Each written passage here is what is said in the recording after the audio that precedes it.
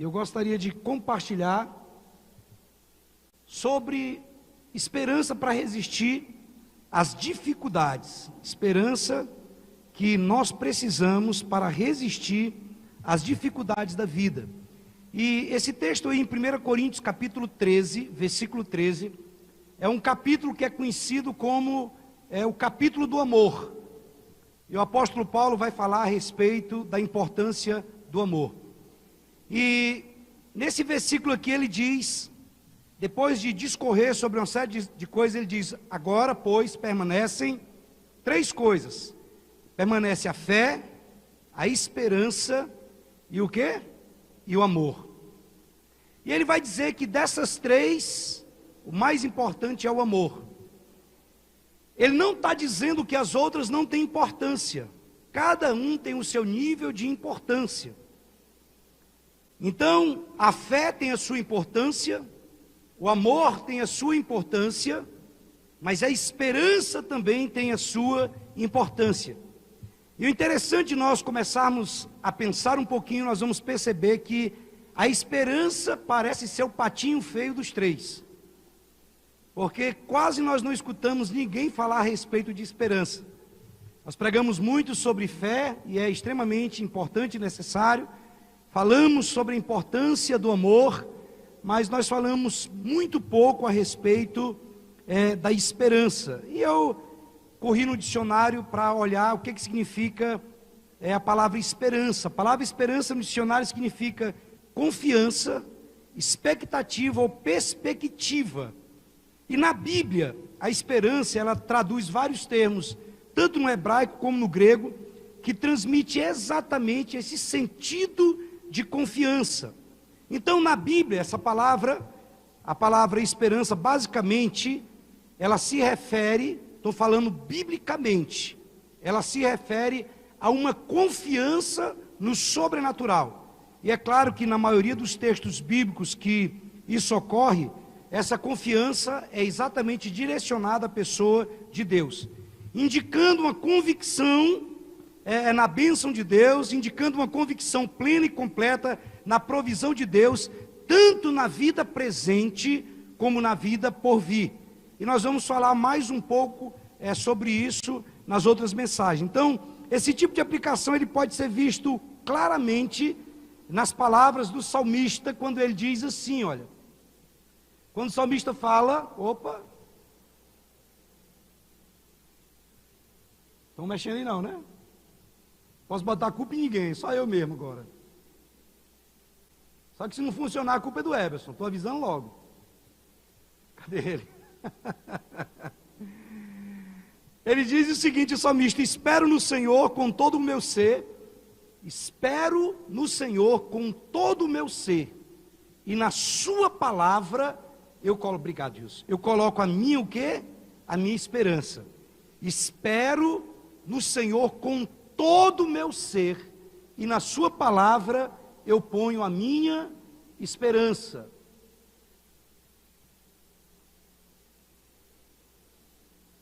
Acho que pode passar por ali mesmo, Everson. Obrigado. Oi? Para apontar para lá, não. O data show, ou não? Apontar para lá? Você está falando sério, Marcão?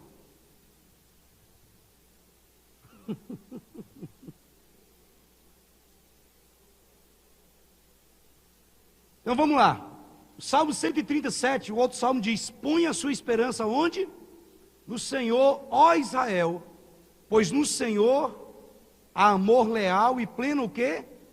Redenção. Então, o salmista ele vai dizer nesses dois salmos, no mesmo salmo, no Salmo 130, no verso 5, e no Salmo 130, no verso 7, ele dizendo: olha, eu espero no Senhor meu Deus de todo o meu ser. Isso inclui meu espírito, minha alma e meu corpo, e eu coloco na palavra dele a minha esperança. E no Salmo 7 ele vai dizer, ele vai dar agora um alerta para nós. Isso ele vai, depois de uma declaração pessoal dele, ele vai agora aconselhar Israel, e ele diz para eles: olha, põe a sua esperança no Senhor, ó Israel, pois no Senhor há amor leal e plena redenção. E tem um outro salmo que diz, esse outro salmo, 146, verso 5 diz: é muito feliz aquele cuja esperança está no Senhor. Então ele não usa só a expressão que é feliz, ele diz, olha, é muito, muito feliz aquele cuja esperança está no Senhor. Porque às vezes nós temos esperança em muitas coisas e em muitas pessoas. Então, às vezes nós temos esperança em um líder religioso, temos esperança em um líder político, temos esperança em tantas coisas que podem acontecer. Mas o salmista, ele faz questão de dizer que é muito feliz aquele cuja esperança está em Deus. Então, a vida nesse mundo aqui, ele não é uma vida fácil, porque nós vamos pegar muitas expressões que dizem a respeito do sistema mundano. Então a Bíblia diz que o mundo jaz no maligno, e ele vai falando uma série de coisas. E principalmente nesse ano de 2020, nós podemos afirmar que não tem sido fácil, não tem sido um ano fácil, e talvez muito mais difícil do que os outros que antecederam ele. Mas nós não podemos permitir que o ano de 2020 ele defina as nossas vidas. Nós não vamos permitir que aquilo que aconteceu durante esse ano e as coisas que ainda estão acontecendo definam exatamente o rumo das nossas vidas, porque nós sabemos que existe algo maior. Nós entregamos as nossas vidas, entregamos o destino eterno nosso nas mãos do Senhor, e em Deus há esperança, existe esperança. E esse mês de dezembro é o mês de nós olharmos para o futuro. Geralmente o mês de dezembro é um mês em que nós começamos a fazer uma análise de tudo aquilo que aconteceu e começamos a pensar nas coisas que vão acontecer. Eu não sei vocês, mas na minha época de estudante, eu começava, na virada do ano, eu comprava os cadernos e eu já fazia as margens do caderno, encapava os cadernos tudo e fazia uma série de programação para a virada do ano. Então, geralmente, esse mês de dezembro é o mês que nós olhamos para o futuro. E eu quero te convocar nesses dias para nós olharmos para o futuro com uma perspectiva diferente desse ano. Nós vamos olhar com uma perspectiva de esperança. Nós vamos olhar crendo que a nossa esperança está no Senhor, nosso Deus. E por isso nós definimos o nosso tema nesse mês e também o profetizando, que o ano passado era projetando, exatamente como celebrando a esperança. E no cartãozinho, nós vamos dar para os irmãos um cartãozinho com alvos de oração lá, com profetizando, a semana que vem. E o texto que nós colocamos lá é aquele texto de Filipenses que diz, não andeis ansiosos com coisa alguma, antes torne conhecido diante de Deus todas as vossas necessidades, pela oração, súplica, com ação de graça. Então, mesmo que o que enfrentamos neste ano foi muita dificuldade, nós precisamos entender que nós somos o povo da esperança. Nós servimos ao Deus da esperança. E eu fiquei assim, encabulado, como diz lá no norte, com a quantidade de textos bíblicos que falam a respeito de esperança. E tem esse texto que está em Provérbios, capítulo 23, verso 18, que diz assim, olha: certamente haverá bom futuro para você, e a sua esperança não falhará. Eu gosto muito de pegar palavra por palavra de cada texto bíblico e meditar e orar em cima dela. E existem algumas coisas que chamam a atenção num texto. Por exemplo, quando você vê a repetição de algumas palavras num mesmo texto, ou quando você vê, por exemplo, uma coisa na Bíblia está escrito Moisés, outra coisa é quando está escrito Moisés, Moisés. Então você já fica de antena ligada.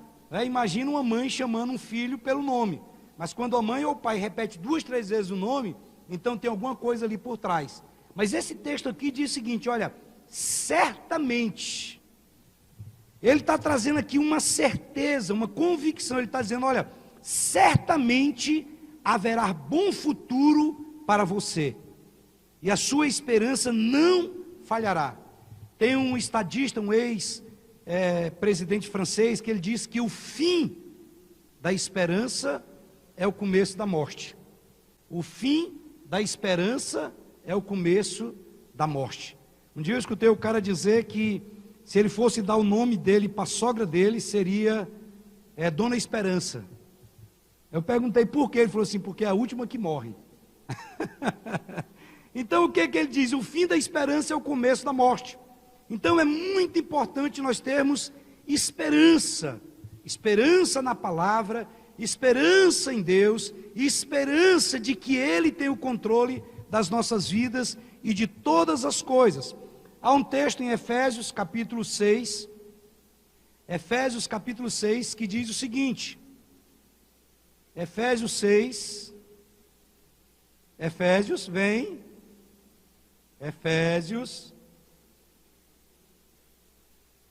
Marcos, estou apontando para lá, Marcos.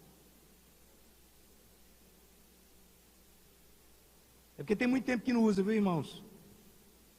Eu acho que pode até ficar alguém passando. Você fica passando, mano, por gentileza? Toma, Everson. Tem muitos anos que não usa, né, Everson? Efésios capítulo 6, verso 13, diz assim, olha: portanto, tomai toda a armadura de Deus, para que possais resistir, quando? No dia mau. E depois de ter vencido tudo, permanecer o quê? Inabaláveis. Preste atenção.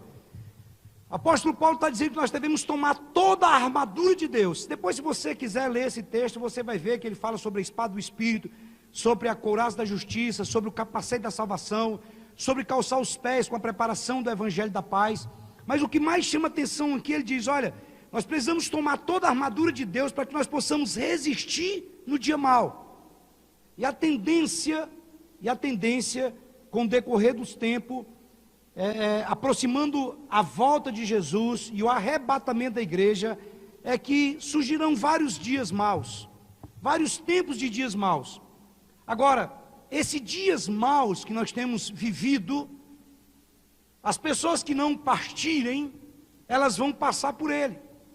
Só que ele diz o seguinte, olha, nós temos que tomar toda a armadura de Deus para poder resistir no dia mau. E ele diz o seguinte, e depois de ter vencido tudo, ele diz, nós vamos permanecer o quê? Inabaláveis. Então não é só tomar a armadura de Deus e resistir no dia mau. Isso tem muitas pessoas que fazem, nós fazemos isso. Agora é imprescindível nós entendermos que depois de ter passado 2020 ou 2021, depois de ter vindo vacina, depois de ter feito tudo, nós vamos permanecer inabaláveis. Então a nossa fé vai estar ali no Senhor, independente do que aconteça. Ninguém pode tirar o meu tempo com Ele, o meu tempo no secreto, o meu tempo com a minha família. Então é tempo de nós vencermos o dia mau e permanecermos inabaláveis. Então, mesmo em tempos de pandemia. Então preste bem atenção. Vai passar tudo isso. Isso aqui vai passar. Nós não sabemos se é em janeiro, não sabemos se é depois da vacinação. Mas eu quero dizer para você que nós somos habitados pelo Espírito de Deus. Mesmo antes de surgir qualquer vírus, qualquer bactéria, qualquer doença, qualquer enfermidade, nós precisamos entender que o Senhor está lá à frente. Antes de nós nascermos, o Senhor já tinha o controle de todas as coisas. Depois que nós partirmos, daqui 10, 20, 50, não sei quantos anos, o Senhor continua tendo o controle de todas as coisas. Ele já foi lá na frente. Então eu preciso entender que há algo a mais, que eu não preciso me desesperar. Talvez nós não estamos por aí arrancando nos nossos cabelos, mas às vezes bate aquele desespero interno. E nós queremos, através dessa série de mensagens, falar que existe esperança, existe esperança. Eu não sei o que você tem enfrentado nesses dias, eu não sei o que você enfrentou nesses meses, nesse ano, mas em Cristo há esperança. E nós vamos compartilhar 5 princípios sobre a esperança que nós precisamos saber, para nós podermos resistir diante das dificuldades da vida. Primeira coisa, nós precisamos de esperança para resistir às tentações do mal. Olha só o que diz esse texto de 1 Coríntios capítulo 10, verso 13. E não sobreveio a vocês tentação que não fosse comum aos homens. E ele diz, e Deus é o quê? O que está escrito aí? Diga, Deus é fiel. Você pode falar mais alto? Diga, Deus é fiel. Isso, mais uma vez, ficou bonito, diga, Deus é fiel. Ele diz, olha, e Ele não permitirá que vocês sejam tentados além do que podem suportar. Olha só a continuação do versículo. Ele diz, mas quando vocês forem tentados, Ele vai fazer o quê? Ele providenciará um escape para que o possam suportar. Então, é muito importante nós entendermos isso. Não existe nenhuma luta, nenhuma tentação que nós enfrentamos, que ela é acima da nossa capacidade de suportar. Agora nós temos várias escolhas. Nós podemos escolher confiar em Deus e acreditar que o nosso Redentor vive e que por fim se levantará e fará justiça, ou nós podemos recorrer a outros artifícios. Então nós podemos optar por uma ou por outra. E quando ele diz lá, não sobreveio a vocês tentação que não fossem comum aos homens, é mais ou menos um linguajar comum. Deus dá o frio de acordo com o cobertor. Então, primeira coisa que eu preciso saber, eu preciso de esperança para poder resistir às tentações do mal. Uma das funções do diabo é exatamente de tentador. E a nossa é exatamente de quê? De resistir. A Bíblia diz, resisti ao diabo e ele fugirá de vós. Então, nós precisamos de esperança, de saber que há algo maior lá na frente, para nós podermos resistir às várias tentações que surgem no nosso dia a dia.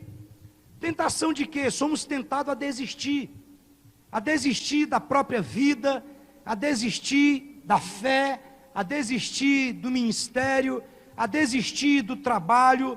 Nós somos tentados todos os dias a viver murmurando, ao invés de ter gratidão por aquilo que nós temos recebido do Senhor, nós preferimos abrir a nossa boca e murmurar por aquilo que nós ainda não recebemos. Você vê o tempo todo pessoas sendo tentadas a murmurar porque o sol está quente, a murmurar porque está chovendo. Nós somos tentados nesse tempo a ficar em desespero. Nós somos tentados a nos isolar, nós somos tentados a mergulhar na pornografia, nós somos tentados a mentir, vem a tentação para o adultério, vem a tentação para tantas coisas do dia a dia. Agora tem uma pessoa na Bíblia, que não está aí no texto, mas no livro de Jó, no capítulo 1, no verso 8, é um testemunho do próprio Deus acerca de um homem, acerca de Jó.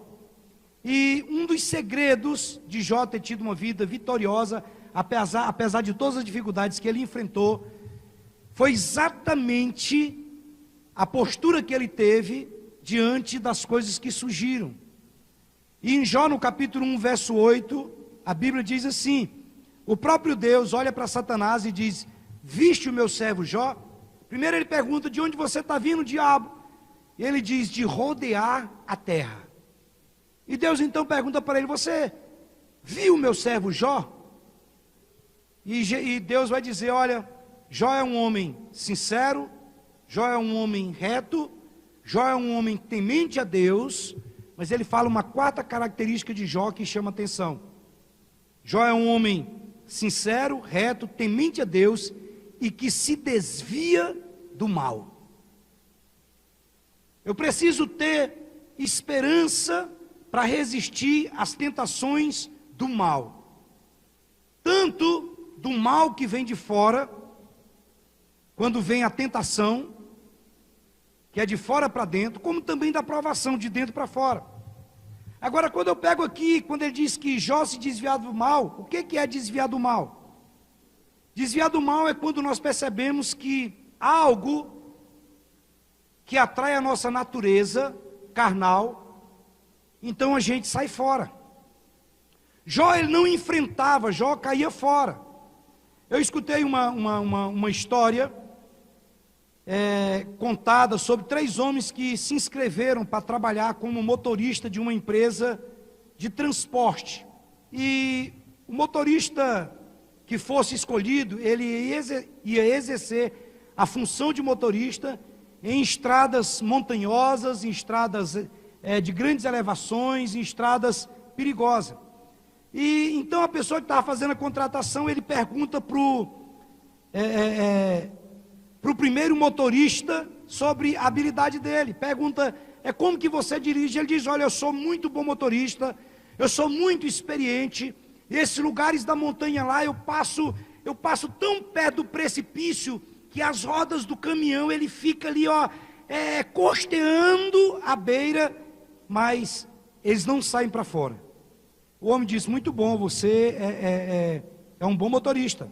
E ele pergunta para o segundo, e o segundo com arrogância diz, olha, eu sei fazer muito melhor do que esse homem aí.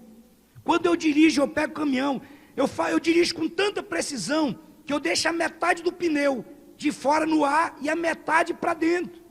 Então eu dirijo muito bem, sabe, ele fica lá na beiradinha, metade para fora, metade para dentro, não acontece nada. E aquele empregador ficou pensando, o que será que o terceiro homem vai falar?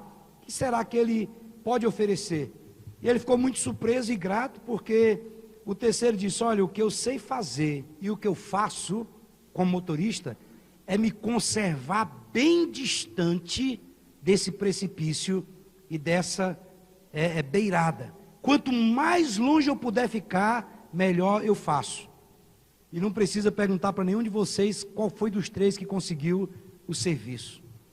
Então os dois primeiros achavam que, falando que eles se arriscavam, que ficavam ali em cima do muro, era exatamente o que ia fazer conseguir o emprego. E nossa jornada pela vida, nesses últimos dias, também é feita em território perigoso. O apóstolo Paulo, escrevendo para o seu discípulo, para Timóteo, em 1 Timóteo, capítulo 3, versículo 1, ele diz o seguinte, sabe, porém, que nos últimos dias sobrevirão tempos difíceis. Esse é o conselho de Paulo para Timóteo. Ele diz, olha, fica sabendo, Timóteo, que nos últimos dias sobrevirão tempos difíceis. Eu quero te dizer, olha, nós temos que ter esperança para resistir às tentações do mal. Mas nós devemos ser como o terceiro motorista. Assim como ele que procurou sabiamente evitar o perigo, nós devemos evitar as tentações do mal. Olha aqui para mim, presta atenção no que eu vou te dizer. A Bíblia diz que todas as coisas me são lícitas, mas nem todas as coisas me convêm. Existem hábitos, lugares e pessoas que não cabe mais um homem e uma mulher que nasceu de novo. Talvez você que tem começado a ter uma experiência com Jesus, você precisa dar uma olhada na sua agenda, porque na sua agenda está cheio de números que podem te levar para o precipício. A questão, nós falamos aqui da última vez, a questão não é você consultar a árvore do conhecimento do bem e do mal. Um grande defeito que a maioria dos cristãos tem é de consultar a árvore do bem e do mal. A pergunta que eles fazem é, isso aqui é pecado ou não é pecado? E a grande pergunta não é essa, porque a Bíblia diz que nós não somos dirigidos pela árvore do conhecimento do bem e do mal. Nós somos guiados pelo Espírito de Deus. Então, todas as coisas me convêm. Todas as coisas eu posso, todas as coisas me são lícitas, mas nem todas as coisas me convêm. Então, escute, procure se afastar do precipício. Procure. Existem lugares que não te cabem mais. Existem hábitos que precisam ser mudados. Se eles não forem alterados, pode ter certeza que o projeto de Deus na sua vida, ele vai ser protelado, ele vai ser adiado. E tem pessoas que infelizmente não servem mais para andar com você. Pastor, o que é isso? Não sou eu, é a Bíblia.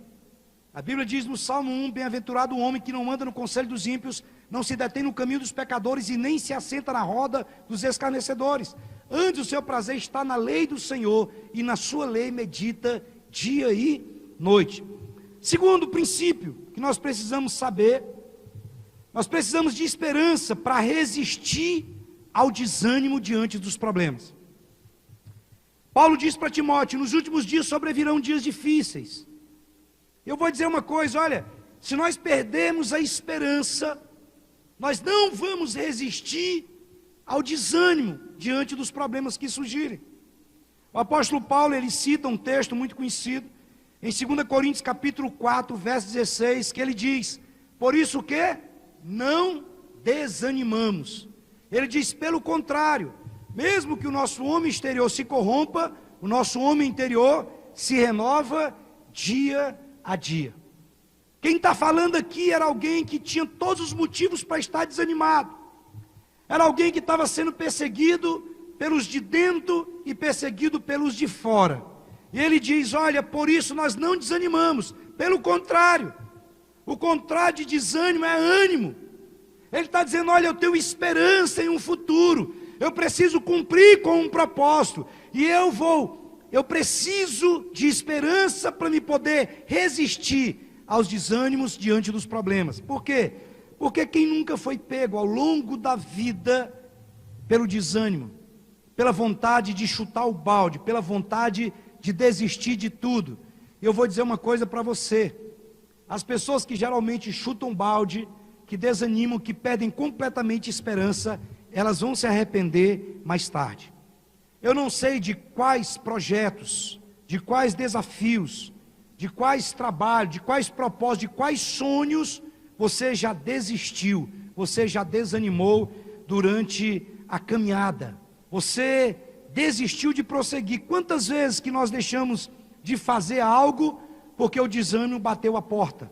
Nós ficamos parados, nós não tomamos a atitude que deveríamos tomar. Então, eu quero te desafiar nessa noite, eu quero te dizer nessa noite, eu quero te exortar nessa noite. Você precisa decidir no seu coração não permitir que o desânimo trave, que o desânimo te paralise. Há esperança, seja na sua vida financeira, seja no casamento, seja no ministério, seja em que área for. Nós temos que tomar alguns cuidados com a nossa rotina, cuidado com os nossos conflitos, cuidado com a ansiedade, cuidado nesse tempo. Nós somos o povo da esperança, e nós não vamos nos abater diante do desânimo, nós vamos resistir ao desânimo, porque nós somos o povo da esperança. Inicie uma nova fase na sua vida com essa decisão: o desânimo não vai fazer mais parte da minha vida, porque eu faço parte do povo da esperança, do Deus da esperança. Quantos podem dizer amém? Terceira coisa que nós precisamos entender: nós precisamos de esperança para resistir ao desespero diante das dores. Olha o que Paulo vai falar nesse texto de 2 Coríntios capítulo 4, verso 8 e 9. Ele diz, olha, de todos os lados nós somos o quê? Pressionados. Se você observar, nós somos pressionados de todos os lados. Somos pressionados dentro de casa, somos pressionados fora, somos pressionados no serviço, somos pressionados às vezes espiritualmente. Há uma pressão interna. Ele diz, olha, de todos os lados nós somos pressionados, mas não desanimamos. E ele diz assim, olha, nós ficamos o quê? Perplexos, mas não desesperados. Então eu preciso de esperança para resistir ao desespero diante das dores. Ele diz aqui, olha, eu vou ficar perplexo, mas eu não vou desesperar. E ele continua dizendo, nós somos perseguidos, mas nós não somos abandonados. Nós somos muitas vezes abatidos, mas nós não somos destruídos. Então nós precisamos de esperança para resistir ao desespero diante das dores. É aquela hora que o desespero bate e você para e pensa e coloca as coisas em ordem e diz, olha, enquanto há vida, há esperança. A Bíblia diz que mais vale um cão vivo do que um leão morto. Então às vezes vem o desespero vai bater no nosso coração diante de algum acontecimento. E o que é que nós vamos fazer com esse desespero? Vamos dar um cabo na nossa vida? Vamos chutar o balde? Ou nós vamos colocar diante do Deus da esperança? Tem um homem na Bíblia que tem um versículo que mudou a história dele. Olha só o que diz esse texto. Jabez orou ao Senhor Deus de Israel: abençoa-me e aumenta as minhas terras. Que a tua mão esteja comigo, guardando-me de males e fazendo o quê? E livrando-me de dores. E a Bíblia diz que Deus fez o quê? Deus atendeu o seu pedido. Se tem uma coisa que nós devemos pedir ao Senhor, além de outros princípios que Ele colocou aqui, que a tua mão esteja comigo, que o Senhor me guarde de todo mal e que o Senhor me livre das dores. Isso aqui pode ser dores físicas, dores emocionais e dores espirituais. Então nós temos que orar ao Senhor e dizer: Senhor, há esperança para me resistir às dores.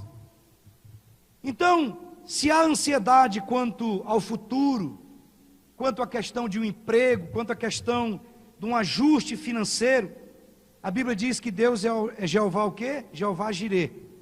Deus, Ele já viu todas as coisas. Deus conhece o passado, Deus conhece o presente e Deus conhece o nosso futuro. E o que nós precisamos fazer é colocar diante de Deus, confiar e descansar. Porque o texto diz que Jabez falou para ele a respeito da dor dele, e o Senhor atendeu o pedido dele. Nós vivemos dias de guerra, querido. Nós vivemos dias de luta, seja na nossa família, sabe? Quando nós olhamos a nível de Brasil, existe um cenário de guerra, de luta. Quando nós olhamos em termos gerais, em termos internacionais, também existe um ambiente de guerra. E no dia a dia nós recebemos notícia que elas acabam por abalar as nossas estruturas emocionais e muitas vezes espirituais. Vira e mexe nós estamos recebendo notícia. Ontem eu tive um sonho, sonhei com um amigo meu que faleceu, antes desse negócio aí. E o sonho foi muito real, né? O nome dele é Reginaldo, chamava ele de Pelé. Estudamos juntos, jogamos futebol junto lá, ele era atleta profissional. E deu um infarto aí o ano passado e morreu, e eu não sei porquê, eu tive o sonho com ele ontem. E foi um sonho longo.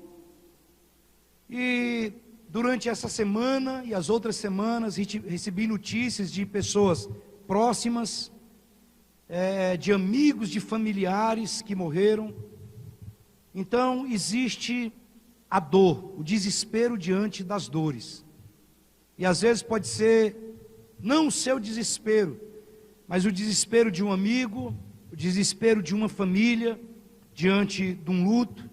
Existem muitas pessoas que estão enfrentando a dor da separação, muitos filhos que estão sofrendo as dores da separação dos pais, às vezes sofrendo as dores da perda de um trabalho, de um emprego, às vezes de um sonho, às vezes do diagnóstico de uma enfermidade. E geralmente, na nossa vida, nós demoramos a acordar e entender que nós precisamos recomeçar.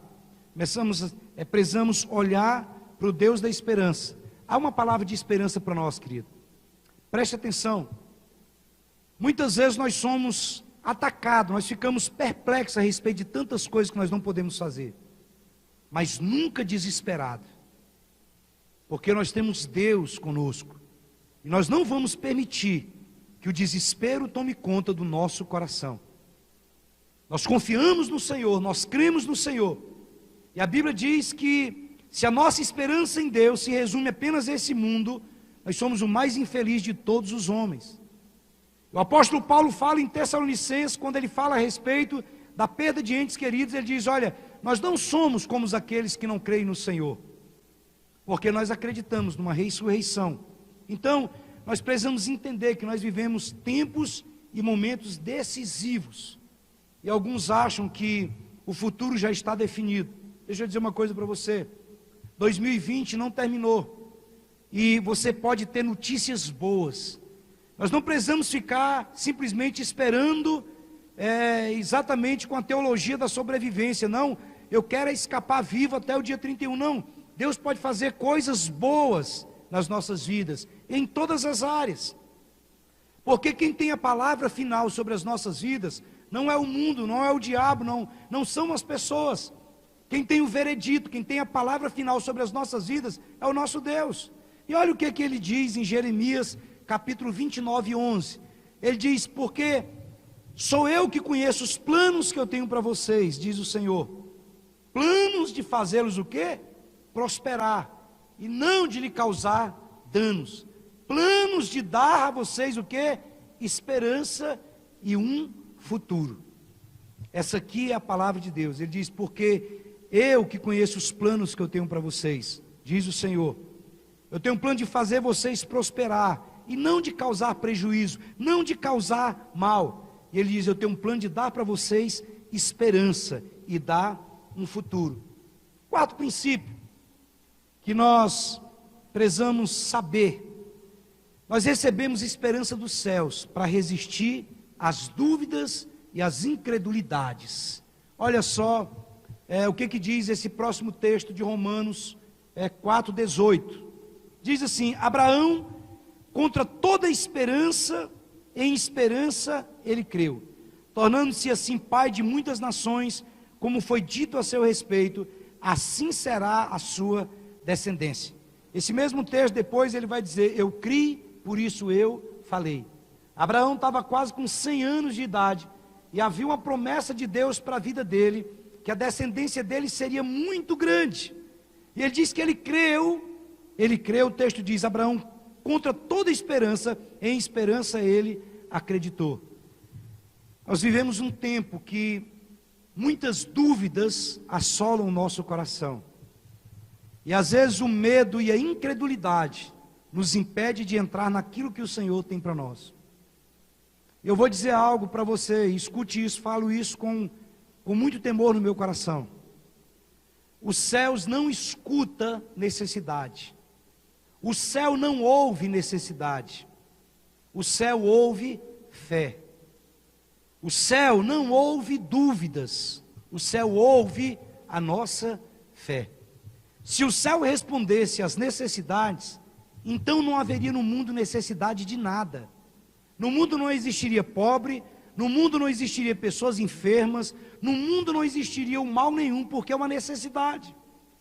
Então o que o céu responde é exatamente a palavra de Deus que nós enviamos para lá em atitude de fé. Isaías diz que a palavra de Deus ela não volta vazia, mas ela faz aquilo que lhe apraz, aquilo para qual ela foi designada. Nós devemos pegar a palavra de Deus, não permitir que a dúvida, ela encontre guarida no nosso coração, e nós devemos proferir a palavra, declarar a palavra, no Deus da esperança, no Deus que quer nos abençoar. O texto diz que Abraão, ele creu. Tem um outro texto que está em Tiago, capítulo 1, verso 6, que Tiago, irmão de Jesus, ele diz, o verso 5, ele diz, todo aquele que necessita de sabedoria, peça a Deus, que a todos dá liberalmente, lá lhe prospera, e se lhe há concedido. E no verso 6 ele diz, peça, porém, com fé, em nada duvidando, porque o que duvida é semelhante às ondas do mar, levada e agitada pelo vento. E o verso 7 ele diz assim, olha, não pense tal homem que alcançará coisa alguma de Deus, homem de ânimo dobre, inconstante em todos os seus caminhos. Então nós precisamos de esperança para resistir à dúvida e à incredulidade quando ela bater no nosso coração. Às vezes nós vamos olhar algumas situações que vão causar medos para nós, que vai colocar dúvida. Às vezes nós estamos orando por alguém, mas nós estamos ali com medo, mas se Deus não responder, se ela morrer, eu não posso me ater a uma situação que eu não vi a resposta que eu queria.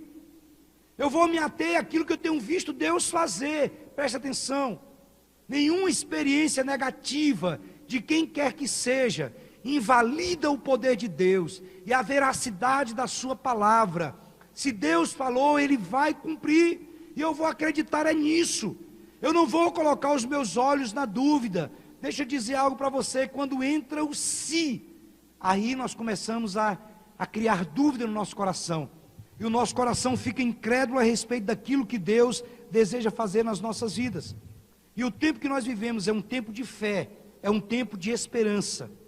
Eu acredito que com Jesus Cristo, os melhores anos das nossas vidas ainda estão por vir, e eu creio que tudo vai ficar bem, mas com Jesus tudo vai ficar bem.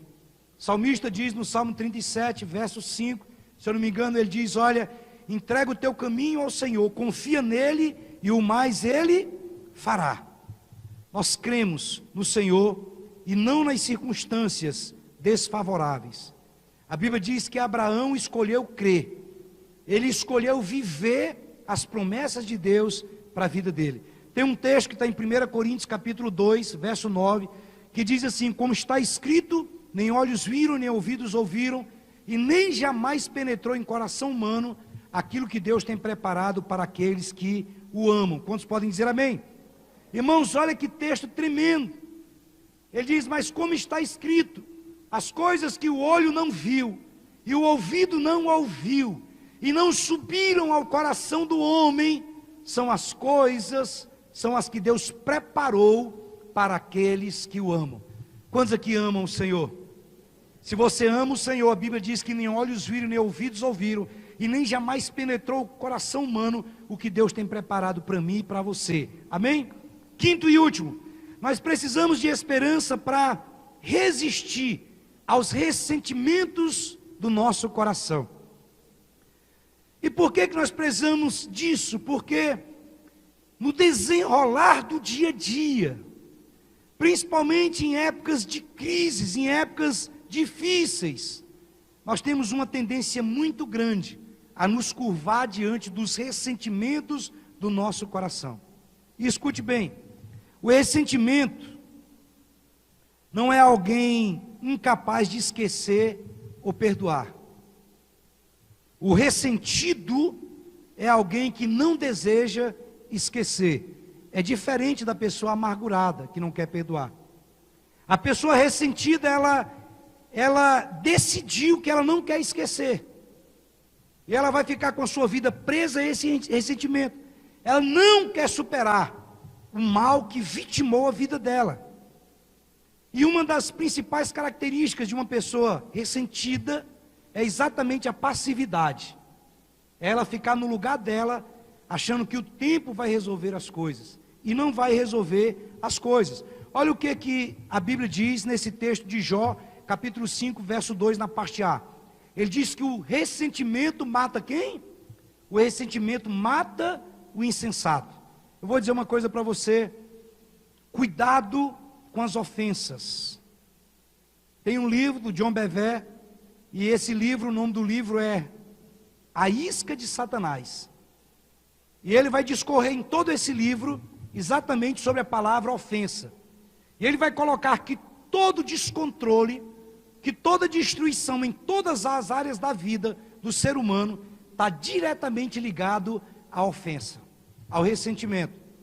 Então, principalmente nesse tempo que nós estamos assim, está tão difícil, nesse tempo em que as famílias têm que estar mais juntas, dentro de casa, às vezes até mesmo os familiares, apesar de que muita gente não está respeitando isso, mas são ambientes muito propícios para o ressentimento se desenvolver. Eu tenho que ter cuidado com os ressentimentos novos que vão surgir no dia a dia, e eu também tenho que ter muito cuidado com as mágoas antigas, porque os ressentimentos novos e as mágoas antigas, quando elas se encontram, é uma combinação explosiva para destruir a vida de um ser humano, para destruir uma família. Então, nós precisamos decidir que nós não vamos morar, que nós não vamos habitar na casa da amargura, na casa do ressentimento. Nós vamos morar na casa do perdão, nós vamos residir na casa do andar a segunda milha. Nós vamos tirar completamente tudo quanto é ressentimento do nosso coração. Olha só o que Jó diz em Jó 36:13. Os que têm coração ímpio, faz o quê? Guardam ressentimento, mesmo quando ele os agrilhoa ou prendem, é a mesma coisa. Mesmo quando eles os prendem, e eles não clamam por socorro. Então Jó está dizendo, olha, os que têm coração ímpio, eles guardam ressentimento. Agora os filhos de Deus não. Nós não somos presos por isso. Nós só somos amarrados pelo amor de Deus nas nossas vidas. Mais do que nunca, é tempo de arrependimento, é tempo de confissão, é tempo de perdão, é tempo de uma vida de leveza. Porque a grande questão é exatamente como nós reagimos diante dos ressentimentos. Como que eu reajo, como que você reage, é que vai fazer toda a diferença na nossa vida, na nossa família e no mundo. Quantos podem dizer amém? Eu quero concluir com você exatamente isso. Nós precisamos aceitar hoje a resistir às tentações, a resistir ao desânimo, a resistir ao desespero, a resistir à dúvida e à incredulidade e a resistir ao ressentimento, resistir ao mal, resistir à crise. Todo medo que essa crise gera, todo medo que esse mal gera, todo medo que a carne que não foi crucificada gera, nós vamos resistir, nós vamos trocar tudo isso pela viva esperança de que melhores dias virão com o Senhor Jesus. Nós temos que ter isso no nosso coração, nós temos que ter essa convicção, nós temos que ter essa certeza. E eu quero orar hoje com você, quero orar a esse Deus, ao Deus da esperança. A equipe de louvor pode subir.